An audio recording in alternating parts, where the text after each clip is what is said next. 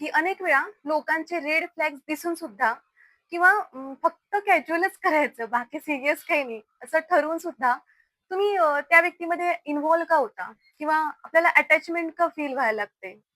याचं उत्तर तुमच्या हॉर्मोन्समध्ये आहे. कारण फीलिंग्ज अशा काही आपोआप हृदयातून उगवत वगैरे नसतात. तर त्यासाठी आपल्या ब्रेनमधले वेगवेगळे केमिकल्स जबाबदार असतात. अटॅचमेंट निर्माण करणारे मुख्य 2 हॉर्मोन्स, एक ऑक्सिटोसिन आणि दुसरं व्हॅसोप्रेसिन.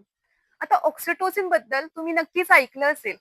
ऑक्सिटोसिन हे सेक्स केल्यानंतर किंवा इंटिमसीमुळे सुद्धा, म्हणजे हात हातात घेतल्यामुळं, आपल्या आवडत्या व्यक्तीला प्रेमानं मिठी मारल्यानं, सोबत बसून गप्पा केल्यानं, यामुळे सुद्धा सिक्रेट होतं. आता आपण याच्याबद्दल अर्धवट गोष्ट ऐकली आहे, की ऑक्सिटोसिन हे कॅज्युअल सेक्स नंतर फक्त मुलींमध्ये सिक्रेट होतं आणि त्याच्यामुळे फक्त मुली अटॅच होतात. तर हे चुकीचं माहिती आहे. ऑक्सिटोसिन हे हॉर्मोन ब्रेन असलेल्या सर्व जेंडरमध्ये सिक्रेट होतं. हे पुरुषांमध्ये सुद्धा होतं आणि म्हणून पुरुष सुद्धा कॅज्युअल सेक्स नंतर अटॅच होतात. दुसरं हॉर्मोन आहे व्हॅसोप्रेसिन. आता हे व्हॅसोप्रेसिन कधी सिक्रेट होतं? तर जेव्हा तुम्ही मिळून एखादं टास्क कंप्लीट करता, जिथं टीम वर्क असतं, मिळून एखादं आपण काम करतो किंवा एखादं गोल अचीव्ह करतो, तर अशा वेळेस बॉन्डिंग निर्माण होतं आणि त्यासाठी व्हॅसोप्रेसिन जबाबदार असतं.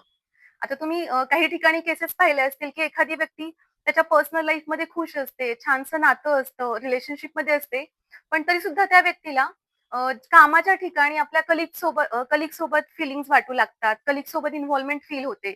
तर ती या व्हॅसोप्रेसिन या हॉर्मोनमुळे होते. हे 2 हॉर्मोन सोडून बाकी अनेक सायकॉलॉजिकल फॅक्टर्स आहेत अटॅचमेंट निर्माण करणारे. म्हणजे तुमचे पूर्वीचे अनुभव असतील, ट्रॉमा असेल तुमचा, तुमच्या काही कल्पना असतील, तर त्या सगळ्यांमधून सुद्धा अटॅचमेंट निर्माण होते. परंतु हे 2 हॉर्मोन खास करून लक्षात ठेवले पाहिजेत.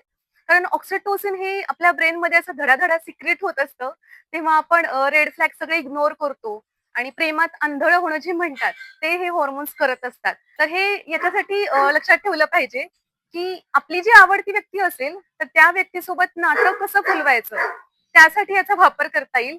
आणि जी व्यक्ती आपल्याला नको असेल, जे चुकीचं नातं असेल, तर त्याच्यामध्ये विनाकारण आपण इन्व्हॉल्व होऊन, अटॅच होऊन आपलं आपण हर्ट होऊ नये, आपला वेळ वाया जाऊ नये आणि आपण मॅनिप्युलेशनला बळी पडू नये, त्यासाठी सुद्धा ही माहिती वापरली पाहिजे.